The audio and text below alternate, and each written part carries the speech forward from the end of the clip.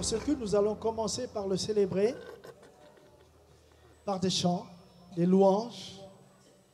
Nous allons lui exprimer toute notre gratitude.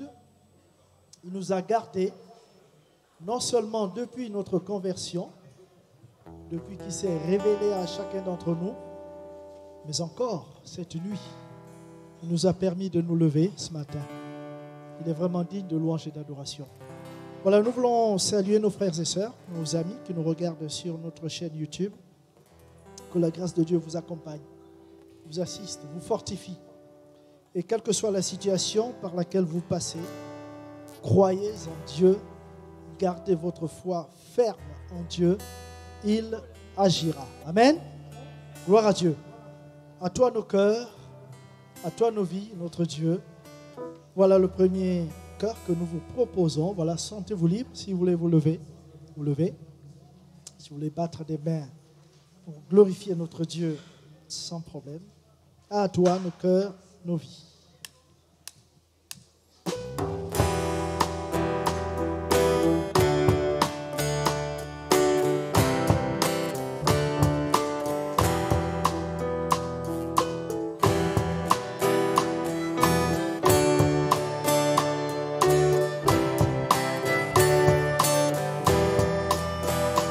À toi nos cœurs, nos vies, Christ notre roi, à toi nos cœurs, nos vies, Christ notre roi, nous marchons tous à ta cité, marchons à ta cité, nous marchons tous à ta cité, Christ notre roi, à toi nos cœurs, nos vies, Christ notre roi, à toi nos cœurs, nos vies, Christ notre roi, nous marchons tous à ta cité, marchons à ta cité, nous marchons tous à ta cité, Christ notre roi. Musique. Gloire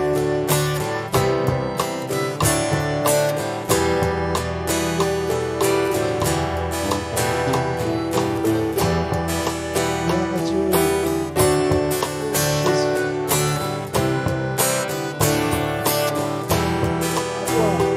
À toi nos cœurs, nos vies, Christ notre roi, à toi nos cœurs, nos vies, Christ notre roi, nous marchons tous à ta cité, marchons à ta cité, nous marchons tous à ta cité, Christ notre roi, Que les voix. À toi nos cœurs, nos vies, Christ notre roi,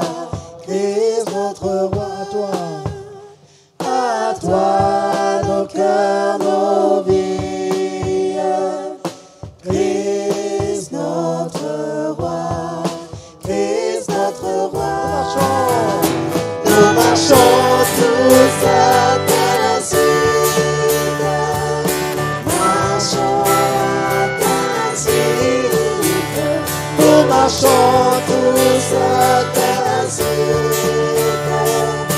Christ notre roi, Christ notre roi. Gloire à Dieu.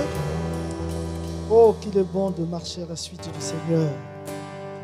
La Bible nous dit que chacun suivait sa voie. Avant de connaître le Seigneur, c'est vrai, chacun suivait sa voie, ses propres intérêts. Et depuis que le Seigneur s'est révélé à chacun de nous, nous nous efforçons, c'est vrai qu'il faut un effort, de marcher à sa suite. Ce n'est pas toujours facile, mais nous croyons qu'il nous soutient. Dans les moments difficiles, il est là avec nous. Dans les moments de joie et de bonheur, il est là aussi. Restons-lui fidèles. Son nom est grand, son nom est bon. Gloire à son nom. Offrons-lui un chant de reconnaissance. Offrons-lui notre amour. Oh Seigneur, reconnaissance.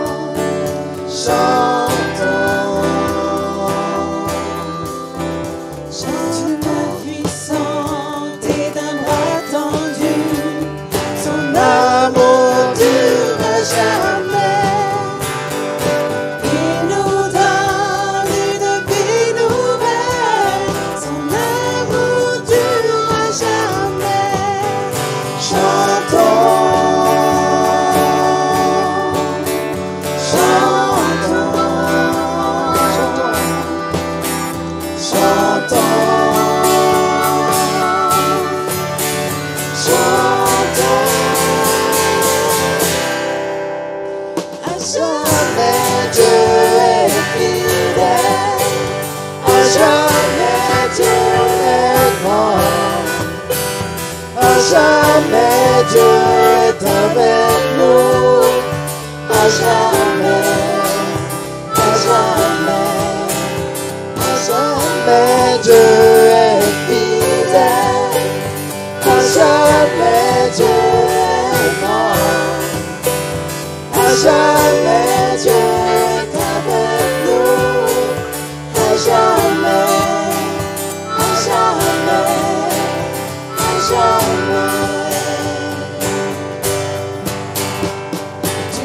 Du soleil jusqu'à son couchant, son amour dure jamais. À la grâce de Dieu, nous persévérons, son amour dure jamais. Chantons,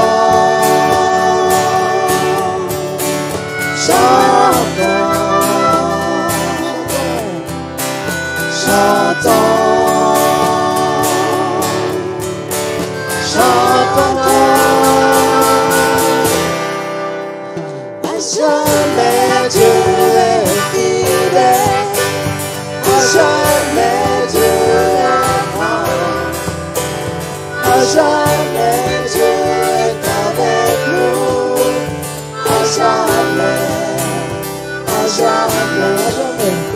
à jamais Dieu est fidèle, à jamais Dieu est grand, à jamais Dieu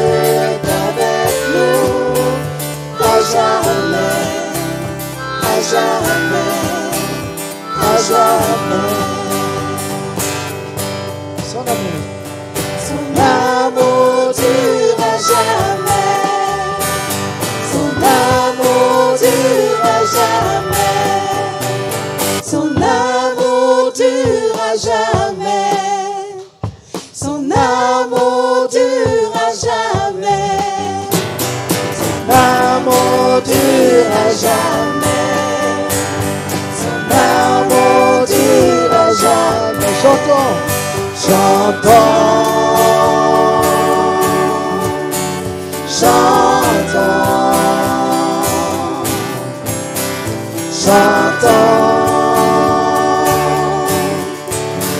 chantons.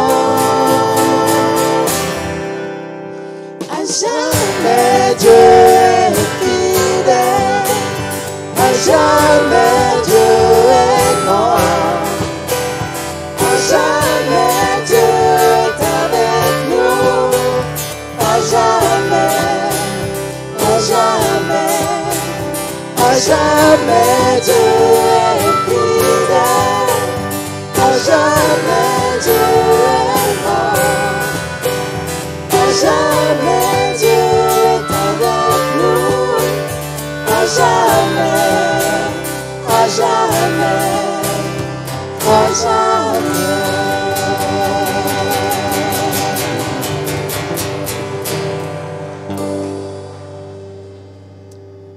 Gloire à ton nom, notre Dieu. Béni sois-tu. Tu es grand, tu es le Tout-Puissant, tu es merveilleux, tu es glorieux. Oh, tu es fidèle, notre Dieu. Béni sois-tu, Seigneur Jésus. Le roi dans sa beauté,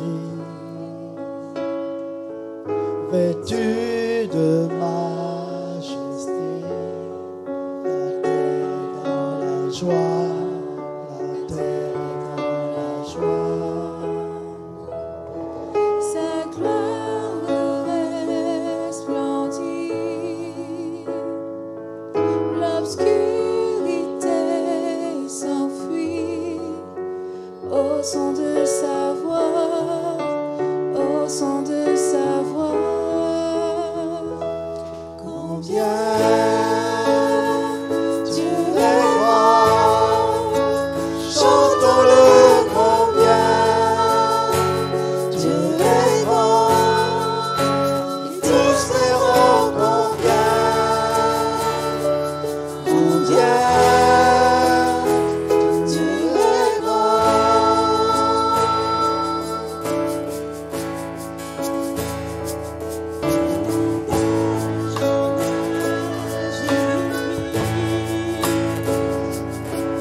Le temps lui est soumis, commencement et fin, commencement et fin.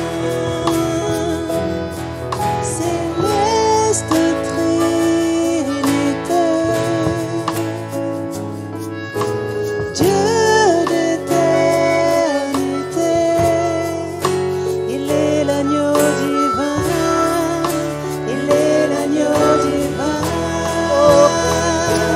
Combien Dieu est grand, chantons-le combien Dieu est grand, et tous verront combien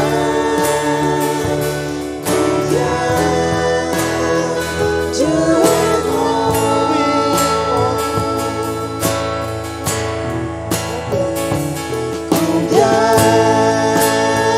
Dieu est grand, chantons-le combien Dieu est grand, et tous verront combien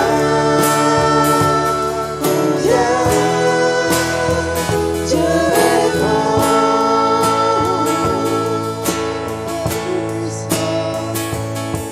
Son nom est tout puissant, digne de louange.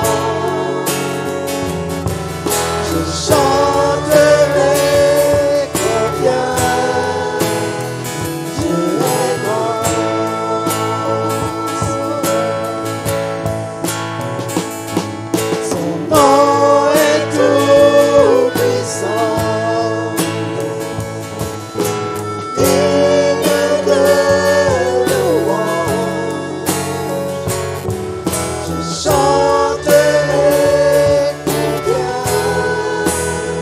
Dieu est grand.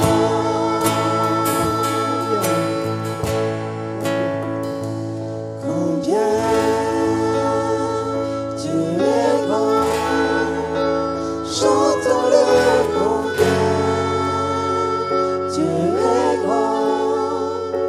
Et tous verront combien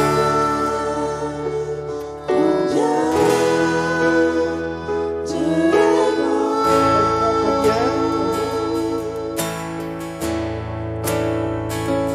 Combien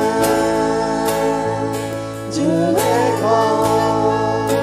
Chantons-le combien Dieu est grand. Et tous verront combien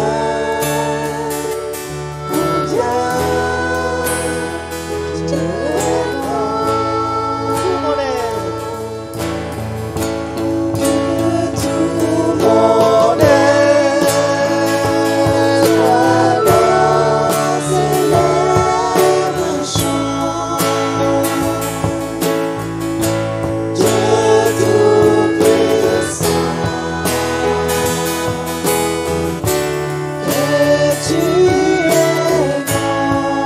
Et tu es grand, mon Dieu. Que tout le monde alors s'élève un chant. Dieu tout-puissant, que tu es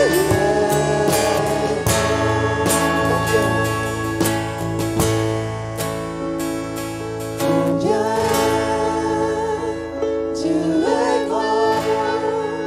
Chante-le combien Dieu est grand. Et tous verront combien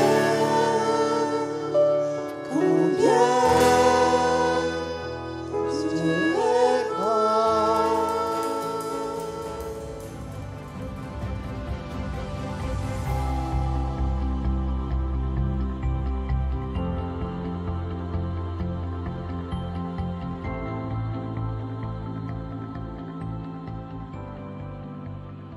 Bonjour à tous. Il y a un temps pour chaque chose, c'est le temps de se nourrir de la parole de Dieu. Il n'y a pas de vie chrétienne sans la bonne nourriture. La nourriture, c'est ce qui nous permet de vivre, n'est-ce pas? Si on arrête de s'alimenter, on meurt. Quelle que soit la personne qui s'arrête de s'alimenter, et si elle n'a plus la possibilité de le faire personnellement, il faut qu'il y ait une assistance médicale. Sinon, la personne mourra. Nous allons lire pour ce message dans la bonne nouvelle de Matthieu, l'évangile de Matthieu, chapitre 7, et versets 21 à 28. Mais juste avant, nous allons prier le Seigneur de gloire. Parce qu'il n'y a pas de message annoncé sans l'Esprit de Dieu. Sinon, on peut dire beaucoup de choses, et l'Esprit de Dieu ne peut pas agir dans les cœurs s'il n'y a pas l'onction de Dieu. Lisons ensemble Matthieu 7, 21, 28. Ceux qui me disent « Seigneur, Seigneur » n'entreront pas tous dans le royaume des cieux, mais celui-là seul qui fait la volonté de mon Père qui est dans les cieux. Plusieurs me diront en ce jour-là, « Seigneur, Seigneur, n'avons-nous pas prophétisé par ton nom? N'avons-nous pas chassé des démons par ton nom? Et n'avons-nous pas fait beaucoup de miracles par ton nom? » Alors je leur dirai ouvertement, « Je ne vous ai jamais connus. Retirez-vous de moi, vous qui commettez l'iniquité. » C'est pourquoi, quiconque entend ces paroles que je dis et les met en pratique sera semblable à un homme prudent qui a bâti sa maison sur le roc. La pluie est tombée, les torrents sont venus, les vents ont soufflé et se sont jetés contre cette maison. elle n'est point tombée parce qu'elle était fondée sur le roc. Mais quiconque entend ces paroles que je dis et ne les met pas en pratique sera semblable à un homme insensé qui a bâti sa maison sur le sable. La pluie est tombée, les torrents sont venus, les vents ont soufflé et ont battu cette maison. Elle est tombée et sa ruine a été grande. Après que Jésus eut achevé ses discours, la foule fut frappée de sa doctrine, car il enseignait comme ayant autorité et non pas comme les scribes. Il enseignait comme ayant autorité, simplement parce que c'est lui l'autorité. Jésus-Christ est l'autorité. Qu'est-ce qu'une autorité? Nous le savons dans ce monde. Une autorité nous oblige à nous soumettre à des règles et à des lois. Lorsque nous sommes sur la route, s'il y a un contrôle de gendarmerie, une personne sensée et qui n'a rien à se reprocher ne prendra pas la fuite. Si le gendarme lui fait signe de s'arrêter, c'est l'autorité qui lui demande de s'arrêter. Et cette personne va obtempérer. Et moi, ça m'est déjà arrivé, vous aussi certainement. Nous obtempérons parce que c'est l'autorité que représente le gendarme. Et nous nous soumettons à son contrôle. Et c'est normal. Mais au-dessus des gendarmes, des juges de ce monde, des présidents des différentes républiques dans ce monde ou des différents pays, il y a l'autorité suprême. L'autorité qui est au-dessus de toute autorité. Cette autorité s'appelle Jésus-Christ. Il est venu révéler le Père. Et il a demandé au Père de nous envoyer le Saint-Esprit. Mais c'est le même Dieu, c'est la même autorité qui se manifeste en tant que Père, Christ, Saint-Esprit. Concernant cette autorité, Jésus-Christ, manifesté au milieu des hommes, parce qu'il avait accepté aussi d'être revêtu de l'humanité, la Bible dit en Hébreux 5, 8, 9, il a appris, bien qu'il fût fils, c'est Dieu venu sur la terre, mais parce qu'il avait accepté de revêtir l'humanité, il a appris, bien qu'il fût fils, l'obéissance par les choses qu'il a souffertes. Et après avoir été élevé à la perfection, il est devenu, pour ceux qui lui obéissent, uniquement pour ceux qui lui obéissent, l'auteur d'un salut éternel. Lui-même a dû apprendre l'obéissance alors qu'il fut fils sur cette terre, parfaitement Dieu, parfaitement homme. Il devient l'auteur d'un salut éternel pour ceux qui lui obéissent de la même manière qu'il a obéi au Père. Pour ceux qui ne lui obéissent pas donc, on peut trouver la réponse. Il n'est donc pas l'auteur d'un salut éternel pour ceux qui n'obéissent pas. Ésaïe 7, 14, 15 avait annoncé sa venue.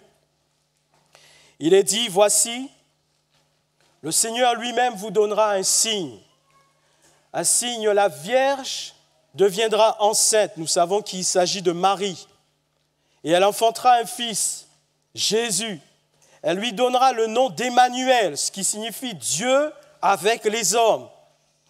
Et concernant ce fils, il est dit, il mangera de la crème et du miel, jusqu'à ce qu'il apprenne à rejeter le mal et à choisir le bien. Parce qu'il avait revêtu l'humanité. Dans cette humanité, tout en étant Dieu, il avait un combat lui-même à mener contre le mal et le péché, jusqu'à ce qu'il apprenne à rejeter le mal et qu'il choisisse le bien. Le titre de mon message, c'est « Seigneur, apprends-moi à faire ta volonté ». Et c'est une prière que tous les chrétiens doivent faire. Non pas une fois ou une fois de temps à autre, mais de manière permanente et régulière. Car je peux faire la volonté de Dieu aujourd'hui et demain je ne la fais plus. Je peux me ressaisir, à nouveau je fais la volonté de Dieu et 2 heures plus tard je ne la fais plus. C'est donc une prière permanente. C'est un état de cœur, un état d'esprit, une relation avec Dieu, désirant faire sa volonté pour lui plaire. Et on vient d'entendre un don spirituel. Le doute a fait que la personne en question a perdu son zèle. En perdant notre zèle, pouvons-nous encore faire la volonté de Dieu? Non, à cause du doute.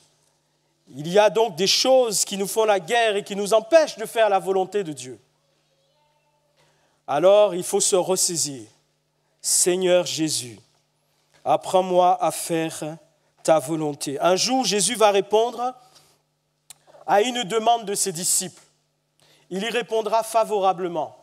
Parce qu'à chaque fois qu'on va adresser à Dieu une prière qui est dans sa volonté, il y répond favorablement.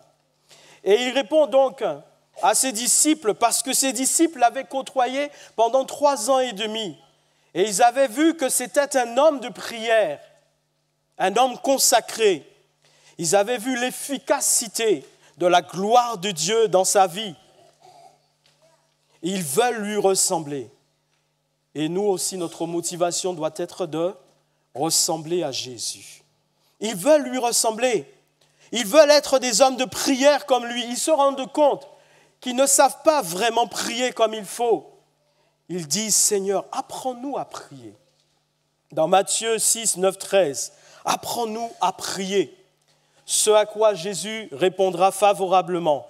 Et il leur donne le plan de prière à suivre.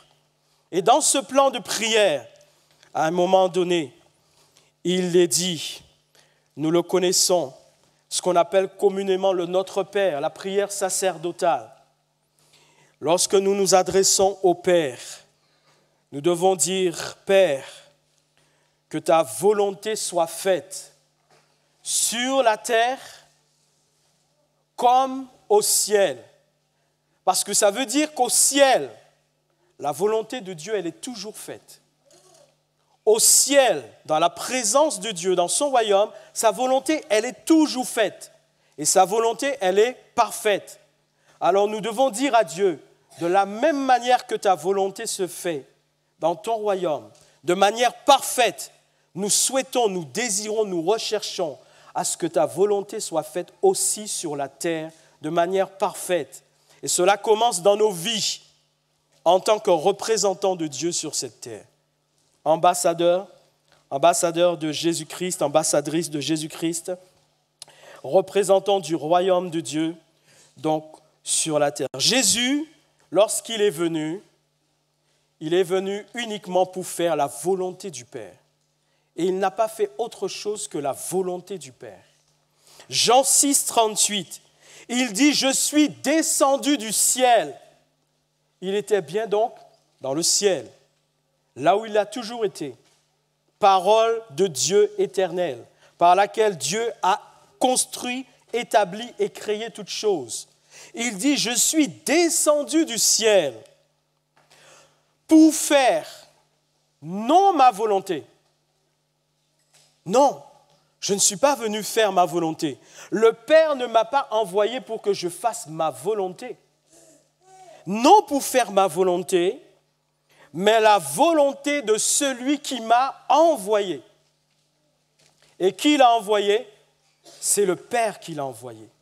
Et il atteste, alors qu'il est lui-même fils de Dieu, Dieu éternel, quand bien même je suis fils de Dieu, je ne suis pas venu faire ma volonté, mais la volonté du Père qui m'a envoyé. Seigneur, apprends-moi à faire ta volonté. C'est pour cela que dans le jardin de Gethsémane, il était en train de combattre pour nous sauver dans des souffrances atroces. Et parce qu'il avait revêtu l'humanité, il a même fallu qu'à un moment donné, un ange vienne le soutenir. Car ce combat était rude. Celui qui est saint, pur, juste et parfait devait accepter de prendre sur lui pour nous en délivrer le péché, les ténèbres, la noirceur, le mal, l'impureté, l'iniquité. Quelque chose qu'il n'a jamais connu parce qu'il est saint, il est excellent de toute éternité. Mais là, il va devoir accepter que tout cela tombe sur lui pour délivrer les hommes. Alors c'est dur ce combat. Et parce que c'est dur et qu'il était aussi homme tout en étant Dieu, un ange vient le soutenir.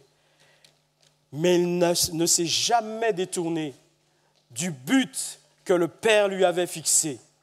Et c'est pour cela que, quand bien même sa sueur devenant des grumeaux de sang, à un moment donné, il a pris avec lui Pierre, Jacques et Jean, pensant avoir aussi l'aide de ses apôtres qui pouvaient le soutenir dans la prière. Mais ils n'ont pas pu supporter ce combat, ils étaient fatigués, eux ils dormaient. Donc il était vraiment seul. Mais Dieu était avec lui naturellement, le Père. Mais les hommes qui auraient pu le soutenir l'avaient abandonné. Ô Seigneur, ne nous abandonne pas. Fais-nous grâce sur cette terre. Et alors, dans ce combat terrible, où là où il aurait pu abandonner, il va dire, Père, si tu pouvais éloigner de moi cette coupe, si tu pouvais éloigner de moi cette coupe, tout est possible à toi, Père. Et il le sait, il est Dieu lui-même. Tout est possible à Dieu. Rien n'était possible à Dieu. Il dit au Père, mais en fait, si tu pouvais changer ce programme et ce plan, tu as l'autorité, tu as la possibilité de le faire. Père, éloigne de moi cette coupe. Mais parce qu'il sait que c'est la volonté du Père qu'il est venu faire, et non pas sa volonté. Alors, il dira, non pas toutefois, non pas ma volonté, mais ta volonté. Je suis venu pour accomplir ta volonté, Père. Et c'est ce programme sur lequel nous nous sommes entendus pour que je vienne sauver les hommes.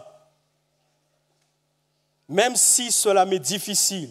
Et la Bible dit, en Marc 14, 13, 36, il va commencer à éprouver de la frayeur et des angoisses. Est-ce qu'on se rend compte que Dieu éprouve de la frayeur et des angoisses? Ça ne lui est jamais arrivé à Dieu. Dieu n'a jamais connu ça dans le passé. Jamais. Dieu est souverain. Dieu ne peut pas éprouver de la frayeur et des angoisses. C'est impossible. Mais parce que là, il était devenu homme pour nous sauver. Regardez tout ce qu'il a dû supporter. Il éprouve de la frayeur et de l'angoisse. Dieu qui éprouve de la frayeur et de l'angoisse. Pourquoi tout ça? Pour nous sauver, pour nous apporter le salut, pour briser nos chaînes, pour détruire les œuvres du diable dans nos vies. Voilà pourquoi il accepte tout cela. Et c'est à cause de ce but que le Père lui a fixé et pour lequel il est d'accord et qu'il est en train d'accomplir son ministère. Alors il dit, non pas ma volonté, mais ta volonté, Père.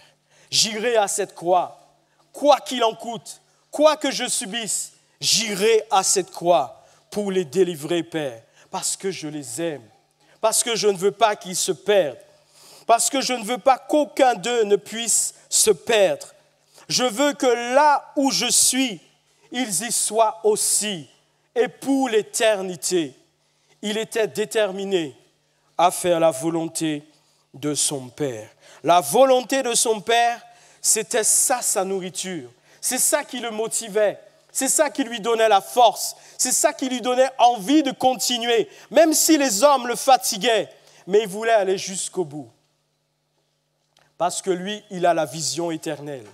Il n'a pas la vision du jour présent ou juste du lendemain, où nous, on se fixe sur le jour présent, le lendemain ou dans 10 jours, dans 2 mois. Lui, il a la vision éternelle. Il voit déjà toutes ces âmes qu'il va racheter et qu'il va emmener avec lui, royaume de Dieu, et avec lesquelles il va se réjouir. Toutes ces âmes qui vont être heureuses et qui vont pouvoir bénéficier de la grâce, la bonté, la bénédiction de Dieu pour l'éternité. Et c'est ce qu'il voit à lui.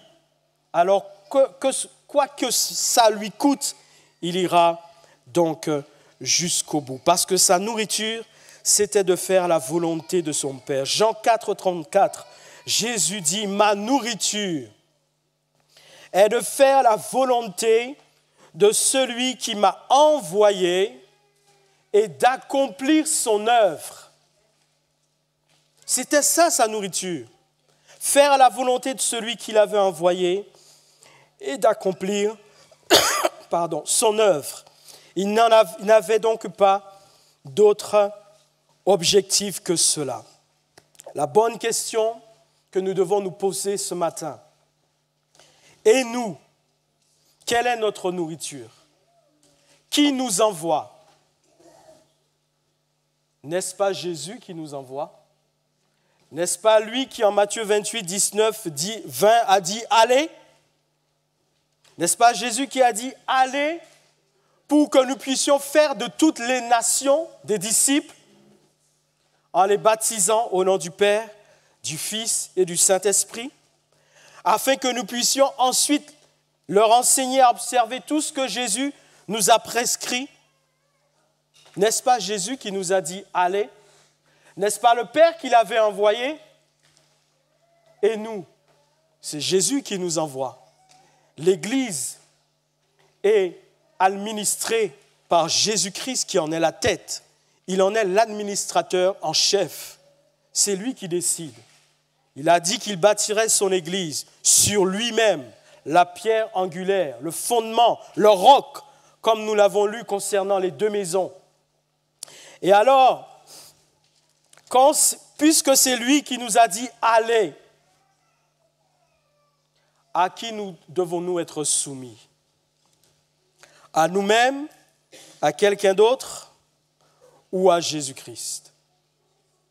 La question, elle est évidente. La réponse, à cette question est évidente. Lui, le Père l'a envoyé, il était soumis au Père. Si c'est lui qui nous envoie, nous devons lui être soumis. Être soumis pour faire sa volonté et ses œuvres. Nous devons donc souhaiter ardemment, en toutes choses, comme le voulait le roi David, mais comme Dieu nous connaît, il a permis que soit écrit dans sa parole toutes sortes d'enseignements qui prennent en compte nos faiblesses. Parce que David voulait faire la volonté de Dieu, mais il a eu des faiblesses. Pour autant, Dieu ne l'a pas rejeté, parce qu'il était sincère dans sa repentance. Celle qui est sincère envers Dieu trouvera toujours la grâce de Dieu pour le ramener dans le bon chemin. C'est ça qui doit être le leitmotiv de la marche chrétienne, être vrai, être sincère, pour ne pas, lorsque nous dévions des voies de Dieu, être laissés de côté. Si nous sommes vrais, si nous sommes sincères, Dieu étendra toujours sa main de bénédiction et de miséricorde et de grâce sur nous, afin de nous ramener dans son droit chemin. David, c'était un homme selon le cœur de Dieu, mais combien il a commis certaines erreurs, et non pas des plus simples, des erreurs très graves, mais il avait ce désir sincère de faire la volonté de son Dieu. Et comme lui, nous devons avoir ce désir. Comme le psaume 143, 10, il a dit, et nous devons le dire, ça doit être une prière aussi, venant de notre cœur. Enseigne-moi, Seigneur, à faire ta volonté, car tu es mon Dieu. Que ton bon esprit me conduise sur la voie droite. Enseigne-moi. Un chrétien, dans ses moments de prière de tous les jours, quel que soit le motif pour lequel il prie, ou quel que soit le moment de la journée, il y a des prières types, c'est-à-dire des choses qu'il est obligé de demander à Dieu. Il ne peut pas juste se lever comme ça, il prépare son activité professionnelle et il s'en va. Il va prier pour des sujets spécifiques, c'est vrai, mais il y a des sujets pour lesquels c'est tous les jours qu'il doit le demander. Saint-Esprit, crée en moi le fruit de l'esprit. Jésus-Christ, aide-moi à t'adorer. Saint-Esprit, révèle-moi la parole de Dieu. Il y a des choses qui sont clés, des prières clés. Et ça, le chrétien ne peut pas s'en passer. Ça ne peut pas être une fois dans le mois, une fois tous les 2 mois par an ou une fois par an. C'est tous les jours, il y a des sujets pour lesquels on doit prier. On doit demander à Dieu de nous aider. Jésus disait à un homme qui s'appelait Nicodème, pour voir le royaume de Dieu, dans l'évangile de Jean chapitre 3, il dit à cet homme qui était pourtant un sacrificateur, un responsable du temple de Jérusalem, il lui dit, pour qu'un homme puisse voir le royaume de Dieu, il doit naître de nouveau. Naître de nouveau. Autrement dit, celui qui ne naît pas de nouveau ne peut pas voir le royaume de Dieu. Et comme Nicodème ne comprenait pas ce que ça veut dire, il lui explique ensuite que pour qu'un homme puisse entrer dans le royaume de Dieu, il doit naître d'eau et d'esprit, de la parole de Dieu et de l'esprit de Dieu qui va faire entrer cette parole dans le cœur de la personne qui écoute. D'accord ? Donc, il n'est pas possible d'entrer dans le royaume de Dieu, c'est ce qu'il dit à Nicodème. Si on ne naît pas d'eau et d'esprit, si on ne naît pas de nouveau. Mais dans ce que nous avons lu en introduction, Jésus apporte une autre notion. Une notion très importante qui complète ce qu'il est en train de dire à Nicodème. Et il est en train de dire, il ne suffit pas de dire « Seigneur, Seigneur » pour entrer dans le royaume de Dieu. Ça veut dire quoi ? Il ne suffit pas d'être né de nouveau, n'être né d'eau et d'esprit pour entrer dans le royaume de Dieu. Non, ça ne suffit pas.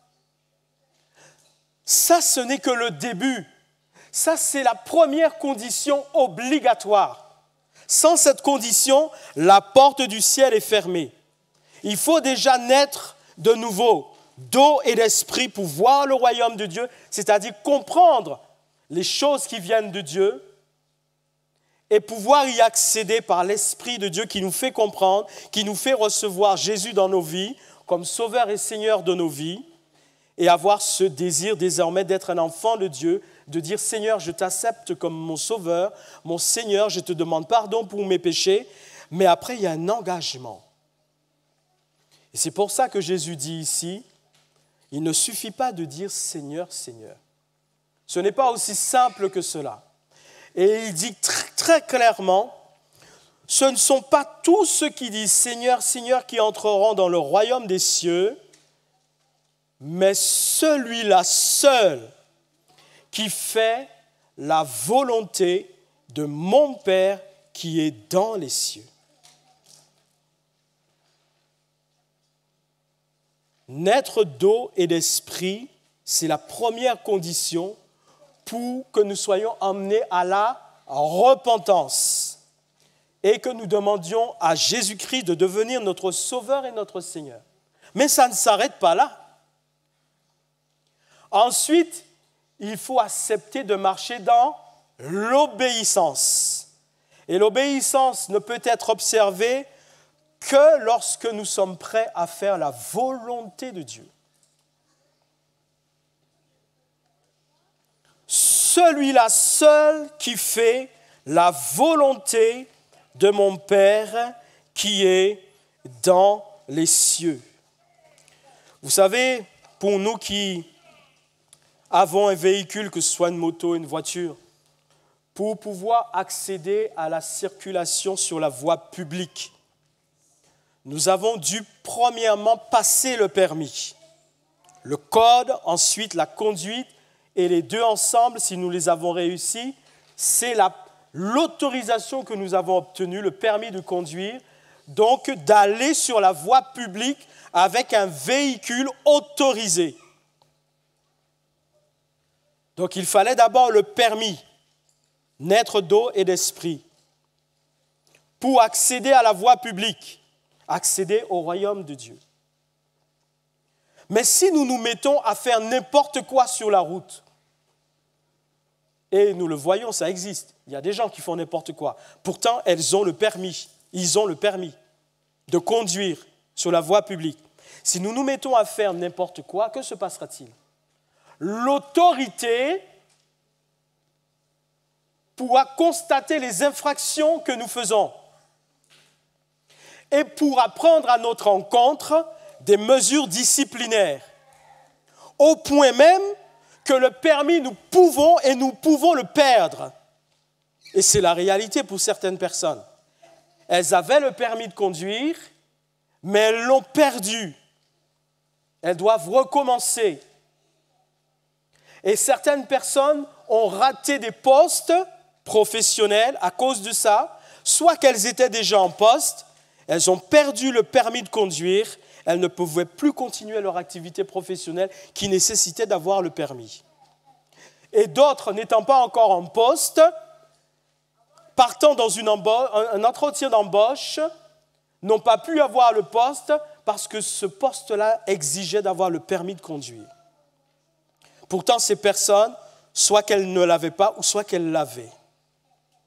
Naître d'eau et d'esprit, c'est la première condition pour voir le royaume de Dieu et pour y accéder. Mais ensuite, si nous ne respectons pas les règles du royaume de Dieu, celui qui est l'autorité suprême, au-dessus de toute autorité, il pourra nous en éjecter de son royaume. Parce qu'il y a des règles dans son royaume. Si ces règles ne sont pas respectées, notre place ne sera plus trouvée dans son royaume. C'est pour ça qu'il le dit. C'est Jésus, Dieu sur la terre, qui a dit « Celui-là seul qui fait la volonté de mon Père qui est dans les cieux, c'est celui-là seul qui entrera dans le royaume de Dieu. » Alors ça veut dire quoi faire la volonté de Dieu? Parce qu'il a dit autre chose tout à l'heure, lorsqu'il a dit qu'il est descendu pour faire la volonté de son Père. Il a aussi lié une autre chose à la volonté du Père. Il a lié les œuvres de Dieu à la volonté du Père. Autrement dit, il n'y a pas d'œuvres qui correspondent aux œuvres de Dieu si elles ne sont pas faites dans la volonté de Dieu. Il ne suffit pas de faire des œuvres. Il faut que l'œuvre soit faite à la manière de Dieu. C'est pour ça que dans ce monde, le monde appelle beaucoup de choses des œuvres caritatives, des bonnes œuvres, œuvres de ceci, œuvres de bienfaisance et toutes sortes d'œuvres. Mais si ça n'est pas fait à la manière de Dieu, devant Dieu, ce sont des œuvres viles et inutiles. C'est pour ça qu'il ne faut pas se tromper sur les œuvres, sur ceux qui font des œuvres. Encore faut-il être sûr que ce que fait la personne ou un groupe donné, la personne le fait selon la volonté de Dieu. Et il a lié les deux. Et quand il a dit « il descend du ciel pour faire la volonté de son Père », il a dit aussi « c'est de cette manière qu'il fait les œuvres de son Père ». Faire la volonté de Dieu, ce n'est pas juste se lever un matin, créer une association et faire des œuvres. Ce n'est pas ça. Faire la volonté de Dieu, c'est être en communion avec Dieu pour avoir l'Esprit de Dieu qui nous conduit afin que les œuvres dans lesquelles Christ va nous conduire soient faites de la manière dont Dieu veut que nous les fassions. Ô Seigneur Jésus, apprends-nous à faire ta volonté.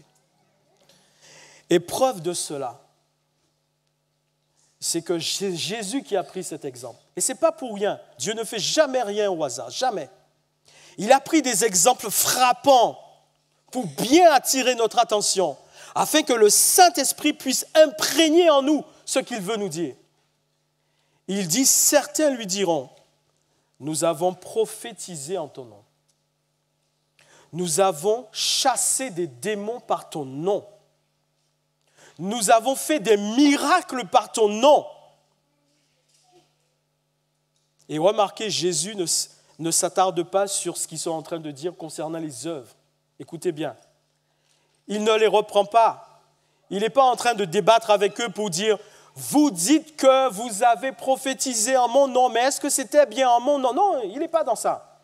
Il dit simplement « Je ne vous ai jamais connu, vous qui commettez l'iniquité. » Il est en train de leur dire « Oui, vous faisiez des œuvres, c'est vrai, par mon nom. » C'est-à-dire, quand ils disent qu'ils faisaient des œuvres par le nom, ça veut dire que vraiment, quand ils les faisaient, ils disaient au nom de Jésus, par le nom de Jésus.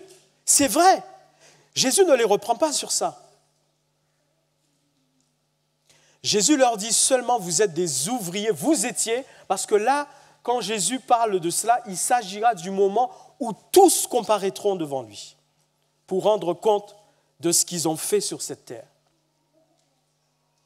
Et il dit, vous étiez, durant votre vie sur la terre, des ouvriers d'iniquité. Je ne vous ai jamais connus. Non par rapport à ces œuvres-là, ce n'est pas ce qu'il est en train de dire, mais par rapport au fait que vous étiez des ouvriers d'iniquité. Ça veut dire que ces œuvres-là que faisaient ces personnes, même si elles disaient « au nom de Jésus », par le nom de Jésus, et de toutes sortes de manières qu'ils voulaient l'appeler, Emmanuel.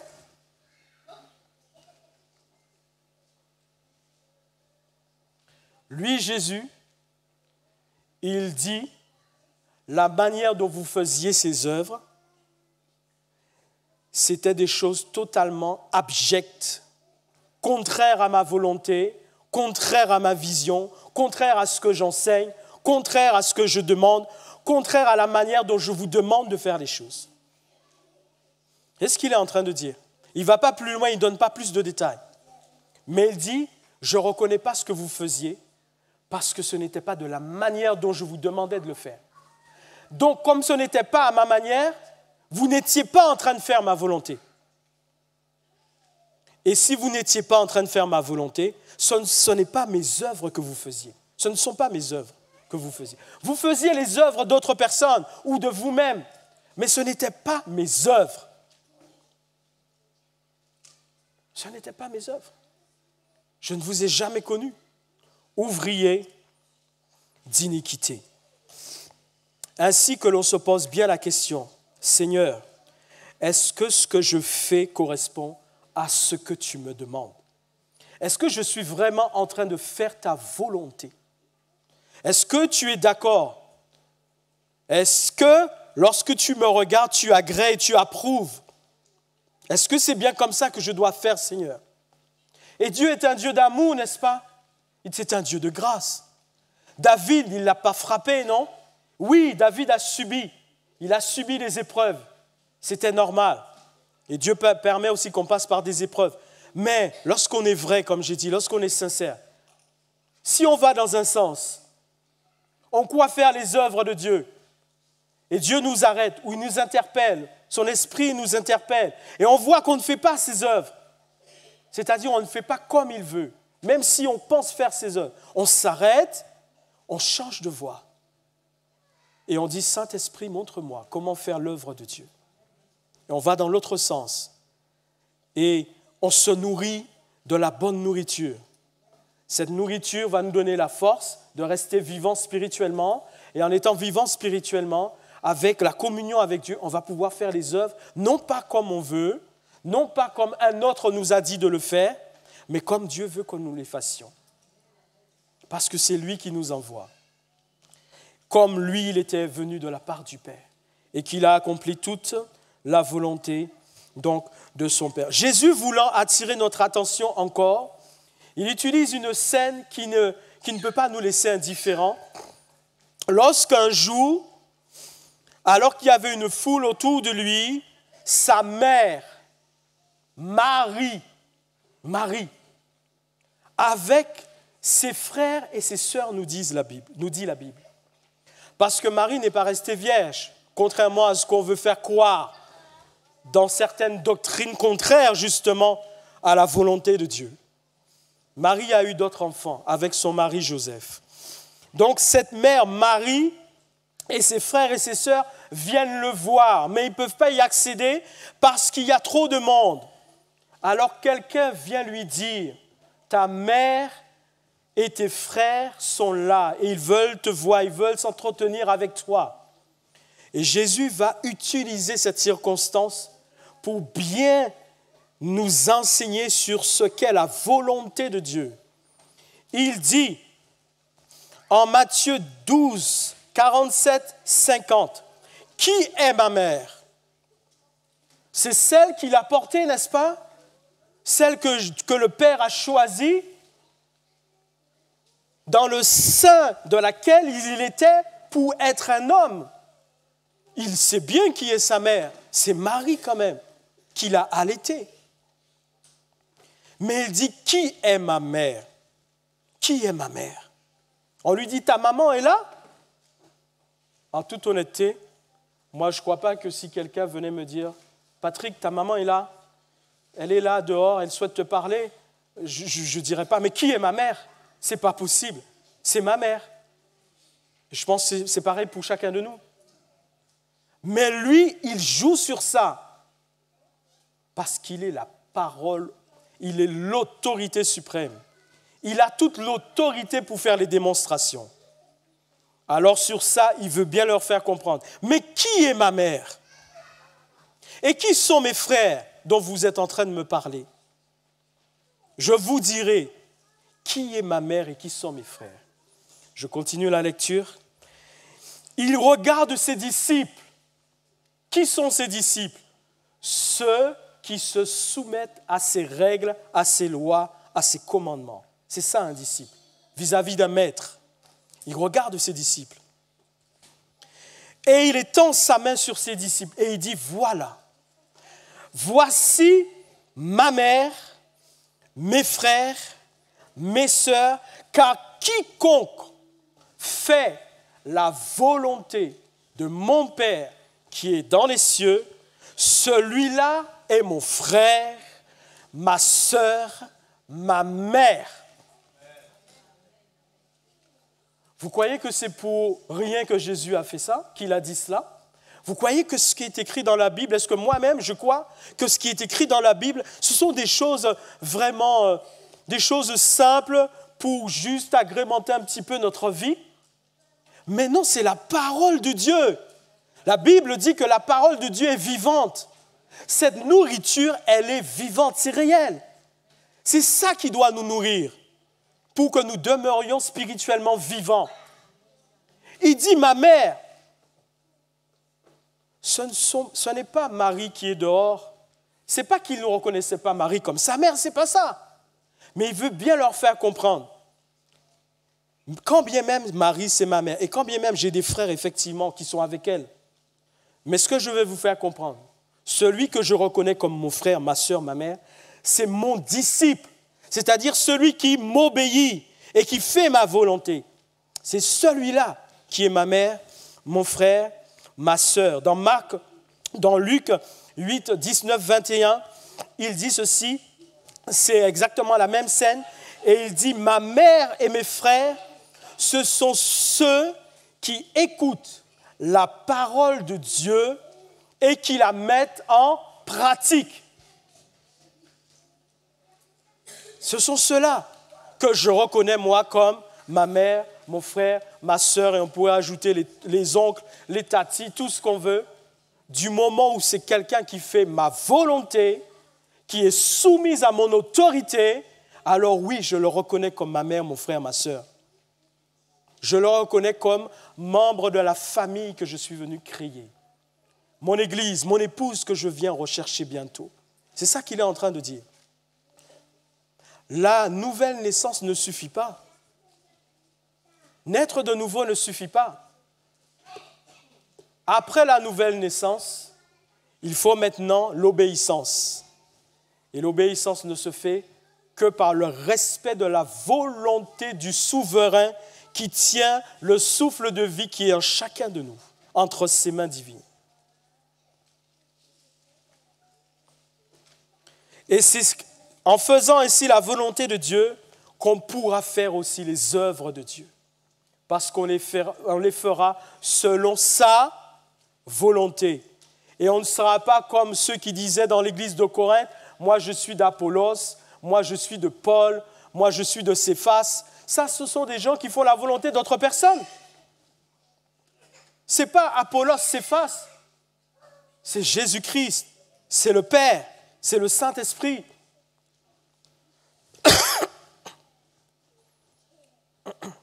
Alors je priais un jour pour ce sujet parce que ça m'avait interpellé, ça m'avait touché. Et je priais, je disais, Seigneur, apprends-moi à faire ta volonté.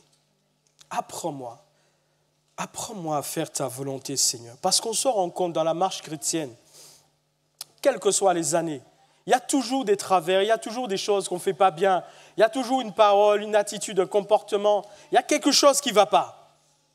Seigneur, apprends-moi à faire ta volonté. Tout chrétien devrait faire cette prière chaque jour de sa vie. Et ce qui est venu en moi, il y a 3 points. 3 points sont venus en moi. Le premier, aimer son prochain comme soi-même. Souvenez-vous qu'un jour, lorsque on a demandé à Jésus quel est le plus grand des commandements, en Matthieu 22, 36, 40, il a dit, le plus grand des commandements, tu aimeras le Seigneur ton Dieu de tout ton cœur, de toute ton âme, de toute ta force, de toute ta pensée. Mais il y a ajouté un second, il a dit qu'il lui est identique. C'est-à-dire, il a la même valeur que le premier. Il dit, et voici le second qui lui est semblable. Donc ce second commandement est aussi précieux pour Dieu que le premier. Et il dit, tu aimeras ton prochain comme toi-même. Et il ajoute, de ces 2 commandements dépendent toute la loi et les prophètes. C'est-à-dire que la personne qui veut faire la volonté de Dieu et les œuvres de Dieu doit s'assurer qu'elle observe ces 2 commandements. Parce que les 2 ne font qu'un, en fait. Aimer Dieu de tout son cœur, de toute sa force, de toute son âme, de toute sa pensée, et aimer son prochain comme soi-même. Ça veut dire quoi, aimer son prochain comme soi-même? Ça veut dire qu'il est impossible, si je dis que je fais les œuvres de Dieu, que je fasse volontairement. Parce que par erreur, ça peut arriver. Par erreur, on peut faire du mal à quelqu'un. On peut faire du mal par erreur. Mais volontairement, il est impossible à quelqu'un qui fait les œuvres de Dieu de poser des actes pour faire du mal à l'autre. Impossible. Aimer son prochain comme soi-même nous interdit, nous empêche de manière volontaire, c'est-à-dire consciente, à poser des actes où on sait que le but c'est de faire du mal à l'autre. Ce ne sont pas les œuvres de Dieu, ça. On ne peut pas faire du mal à l'autre de manière accidentelle, ça peut arriver. Mais de manière volontaire, ça ne peut pas arriver. Si ça arrive, on doit s'arrêter et dire, Seigneur, que m'arrive-t-il? Je me rends compte que là, ça ne va pas ce que je fais. Parce que mon but, mon objectif, c'est d'atteindre l'autre, de lui faire du mal. Je ne suis plus en train de faire tes œuvres. Donc je m'arrête, comme je disais, je m'arrête, je change de voie, je repars dans les voies du Seigneur. Ensuite, pratiquer le bien. Matthieu 20, 26, 28. Pour ceux qui, vous savez, c'était ceux qui avaient demandé à Jésus que l'un soit à sa droite, l'autre à sa gauche dans son royaume. Et Jésus veut leur enseigner surtout à ne pas se mettre en avant, à ne pas chercher les premières places, à ne pas laisser l'orgueil venir dans le cœur, la vanité. Il dit, il n'en sera pas de même au milieu de vous, mais quiconque veut être grand parmi vous, qu'il soit votre serviteur, et quiconque veut être le premier parmi vous, qu'il soit votre esclave. C'est ainsi que le Fils de l'homme est venu, non pour être servi, mais pour servir et donner sa vie en rançon pour plusieurs. Il rappelle son exemple de ce que lui, il a fait. Il est venu servir, donné sa vie en rançon pour nous. Et il nous dit, vous aussi. Parce que la deuxième chose qui est venue en moi, c'est ça, pratiquer le bien. Vous aussi, pratiquez le bien. Mais pratiquer le bien, ça veut dire quoi? Ça veut dire qu'il ne faut pas qu'il y ait de manière inavouée quelque intérêt caché. Parce que vous savez qu'il y a des gens qui disent qu'ils font le bien, mais au fond d'eux, il y a un but inavoué, caché dans le cœur, déguisé sous forme de bien. Je fais ça, mais j'aurai telle chose en retour. Je vais faire cette action qui est une bonne action, mais c'est parce que je sais que j'obtiendrai aussi quelque chose en retour. Ça, ce n'est pas faire le bien. Ça ne s'appelle pas faire du bien, parce que ce n'est pas à la manière de Dieu. Le bien que l'on fait doit être totalement désintéressé, totalement. Je fais une action qui va faire du bien à mon prochain, ça s'arrête là. Il n'y a rien de caché derrière que j'essaie de mettre en place en espérant ou en cherchant, en calculant, et là j'aurai telle chose en retour. Non, ce n'est pas le bien ça. Ça s'appelle chercher son intérêt, en mettant en place une stratégie sous couverture du bien. Le bien, c'est que je fais la chose qui va faire du bien à mon prochain, mais il n'y a rien de caché derrière. Il n'y a pas d'intérêt inavoué ou caché. La troisième chose qui est venue en moi, c'est prêcher la parole en tout temps et insister en toute occasion, bonne ou mauvaise. Car Jésus nous a dit, allez et faites de toutes les nations des disciples. Comment ferons-nous des nations des disciples si nous n'annonçons pas la parole? Prêcher la parole en tout temps, insister en toute occasion, bonne ou mauvaise. Il ne s'agit pas d'être comme cela forcément sur la chair en train de prêcher, ce n'est pas ça. C'est de rendre témoignage à Dieu en tout temps. Nous devons être toujours prêts à parler de Dieu, à lui rendre témoignage, à dire ce qu'il fait, qui il est, ce qu'il fait pour nous. Des fois, ce sera facile parce que nous aurons des interlocuteurs qui sont réceptifs. Et à d'autres moments, nous aurons des interlocuteurs qui ne veulent pas entendre. Alors, ce ne sera pas évident, mais on peut toujours placer un petit mot. Et s'ils ne veulent rien entendre, on ne va pas les forcer. Mais si on arrive même à dire que Dieu te bénisse, il ne veut rien entendre, que Dieu te bénisse. Ah, arrête avec cette histoire de Dieu là, que Dieu te bénisse. Ça s'arrête. Être toujours prêt à parler de Dieu, à témoigner de sa foi. C'est ça que Dieu nous demande. Parce que nous sommes de nouvelles créatures en Christ, créées pour les bonnes œuvres que Christ a préparées d'avance, afin que nous les pratiquions. Les œuvres que Christ a préparées, pas nous. Ce ne sont pas des œuvres que nous avons préparées. Nous n'étions pas là avant Dieu pour préparer ces œuvres. Il est alpha et oméga. C'est lui qui, avant même la création du monde, avait déjà préparé les œuvres que nous allions faire. Que Christ a préparé d'avance pour nous afin que nous les pratiquions. C'est ça les œuvres de Dieu. Alors je laisse sur votre cœur ce verset dans Romains 2,13. Ce ne sont pas en effet ceux qui écoutent la loi qui sont justes devant Dieu, mais ce sont ceux qui la mettent en pratique qui seront justifiés. Naître de nouveau ne suffit pas. Maintenant, avec la nouvelle naissance, il faut l'obéissance pour faire la volonté de Dieu et accomplir les œuvres qu'il a préparées d'avance pour nous. Seigneur Jésus, apprends-moi à faire ta volonté. Retenez cette prière, faites-la tous les jours de votre vie.